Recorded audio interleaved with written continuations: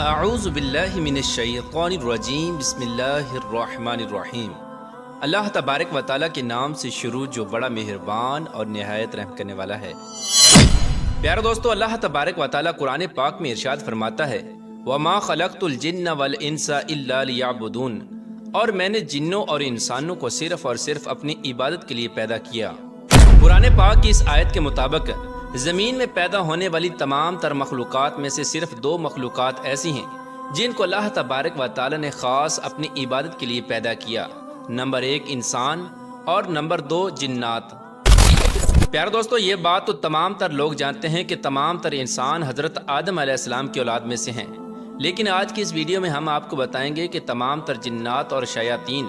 کس کی اولاد میں سے ہیں، ان کے باپ کا نام کیا ہے اور جنات کو کس طرح پیدا کیا گیا، اور جنات انسانوں سے کتنے ہزار سال پہلے پیدا ہوئے، اور جس طرح انسانوں کی ہدایت کے لیے اللہ تبارک و تعالی نے انسانوں کی طرف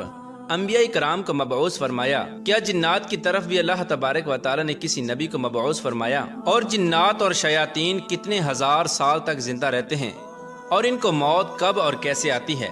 پیارے دوستو، ان تمام تر سوالات کے جوابات قرآن و حدیث کی روشنی میں آج کی اس ویڈیو میں ہم آپ کو بتائیں گے، لہٰذا آپ سے گزارش ہے کہ ہماری اس ویڈیو کو اینڈ تک ضرور دیکھیے گا۔ پیارے دوستو، جنات اللہ تبارک و تعالی کی وہ مخلوق ہیں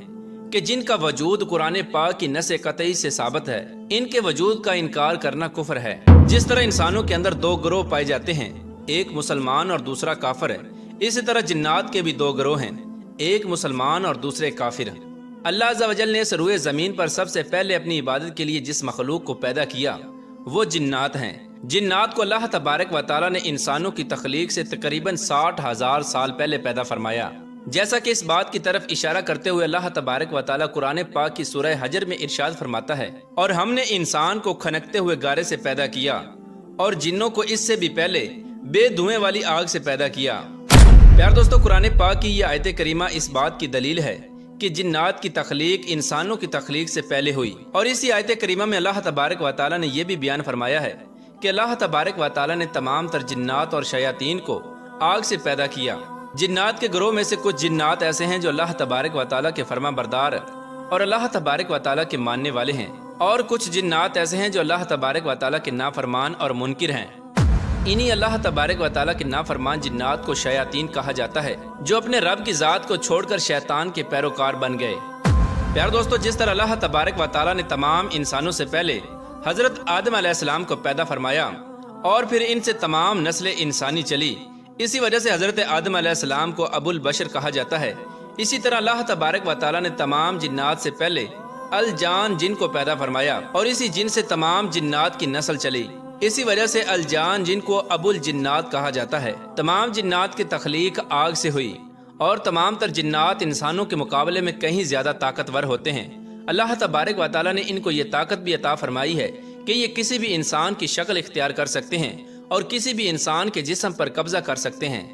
جنات کے پاس یہ طاقت ہے کہ یہ دنیا کی ہر مخلوق کو دیکھ سکتے ہیں، لیکن جنات کو ہر کوئی نہیں دیکھ سکتا۔ جنات انسانوں کے مقابلے میں زیادہ دیر تک زندہ رہتے ہیں، ان کی عمریں ہزاروں سال پر مشتمل ہوتی ہیں، لیکن جس طرح تمام انسانوں کو وقت مقررہ پر موت آتی ہے، اسی طرح تمام جنات کو ان کی عمر پورا ہو جانے پر موت آ جاتی ہے، لیکن شیاطین کا معاملہ اس سے برعکس ہے۔ پیارے دوستو، یاد رہے کہ تمام تر شیاطین اور خود شیطان ابلیس قیامت تک زندہ رہیں گے، ان کو قیامت سے پہلے موت نہیں آئے گی، کیونکہ جس وقت اللہ تبارک و تعالی نے شیطان مردود کو اپنی بارگاہ سے مردود کر کے نکالا، تو اس وقت شیطان مردود نے اللہ تبارک و تعالی کی ذات سے قیامت تک زندہ رہنے کی مہلت مانگی، جو کہ اللہ تبارک و تعالی نے اس کو عطا کر دی۔ اسی لیے تمام تر شیاطین اور خود شیطان ابلیس قیامت تک زندہ رہے گا۔ قرب قیامت میں جب اللہ تبارک و تعالی کے حکم سے حضرت اسرافیل علیہ السلام پہلی دفعہ سور پھونکیں گے، تو اس وقت تمام تر شیاطین اور خود شیطان مردود بھی موت کا مزہ چکھے گا، اور اس وقت تمام تر شیاطین کو موت آئے گی، اس سے پہلے کسی بھی شیطان کو موت نہیں آئے گی۔ پیارے دوستو، قرآن پاک میں الجان نامی جس جن کا ذکر ملتا ہے، اس کے متعلق حضرت ابن عباس رضی اللہ تعالی عنہ بیان فرماتے ہیں کہ الجان جن سے مراد تمام جنات کا باپ ہے، جیسا کہ حضرت آدم علیہ السلام تمام انسانوں کے باپ ہیں، اسی طرح الجان جن تمام جنات کا باپ ہے، اور شیاطین کا باپ ابلیس ہے۔ حضرت ابن عباس رضی اللہ تعالی عنہ بیان فرماتے ہیں کہ جنات میں کچھ مسلمان ہوتے ہیں اور کچھ کافر یہ مرتے بھی ہیں اور پیدا بھی ہوتے ہیں، لیکن شیاطین میں سے کوئی بھی مسلمان نہیں، اور نہ ہی ان کو موت آئے گی۔ جس وقت ابلیس کو موت آئے گی اسی وقت تمام تر شیاطین کو بھی موت آئے گی۔ پیار دوستو، حضرت آدم علیہ السلام کی تخلیق سے 60,000 سال پہلے اللہ تبارک و تعالیٰ نے ابو الجنات کو پیدا فرمایا اور پھر ان کا جوڑا بنا کر ان کو زمین میں بسا دیا، اور یہ 7,000 سال تک زمین میں آباد رہے۔ اس عرصے کے دوران اس جوڑے کی آل اولاد بہت زیادہ پھیل گئی اور جنات کی تعداد بہت زیادہ ہو گئی۔ شروع میں یہ تمام تر جنات اللہ تبارک و تعالیٰ کے عبادت گزار اور فرما بردار تھے، لیکن آہستہ آہستہ یہ جنات اللہ تبارک و تعالیٰ کی نافرمانیاں کرنے لگے اور ان کے درمیان بغض اور حسد پھیل گیا، جس کی وجہ سے یہ زمین کے اندر قتل و غارت اور فتنہ فساد برپا کرنے لگے، اور پھر اس کے بعد زمین کے اندر خوب خون ریزی شروع ہو گئی۔ اس کے بعد اللہ تبارک و تعالیٰ نے عزازیل کو، جو کہ ابلیس شیطان کا پرانا نام تھا، اس کو فرشتوں کے ہمراہ زمین پر بھیجا۔ پیار دوستو، عزازیل جنات میں سے تھا اور یہ اس وقت اللہ تبارک و تعالیٰ کی بارگاہ میں مقرب تھا، لہٰذا اللہ تبارک و تعالیٰ نے عزازیل کو یہ حکم دیا کہ فرشتوں کی ایک جماعت لے کر جاؤ اور زمین سے جنات کو نکال دو۔ چنانچہ اس وقت اس روئے زمین پر جنات اور فرشتوں کے درمیان ایک بہت بڑی جنگ ہوئی۔ عزازیل نے اللہ تبارک و تعالیٰ کے حکم کے مطابق جنات کو زمین سے نکال کر جزیروں اور جنگلوں کی طرف بھیج دیا۔ پیار دوستو، اب بات کرتے ہیں کہ کیا جنات کی طرف اللہ تبارک و تعالیٰ نے کسی نبی کو بھیجا یا نہیں؟ تو اس حوالے سے روایات میں آتا ہے کہ جنات کی زندگی 2 قسم پر مشتمل ہے۔ ایک وہ زندگی جو انسانوں سے پہلے انہوں نے گزاری، اور دوسری وہ زندگی جو حضرت آدم علیہ السلام کی تخلیق کے بعد جنات نے گزاری۔ حضرت آدم علیہ السلام کی تخلیق کے بعد اس روئے زمین پر جتنے بھی انبیاء کرام تشریف لائے،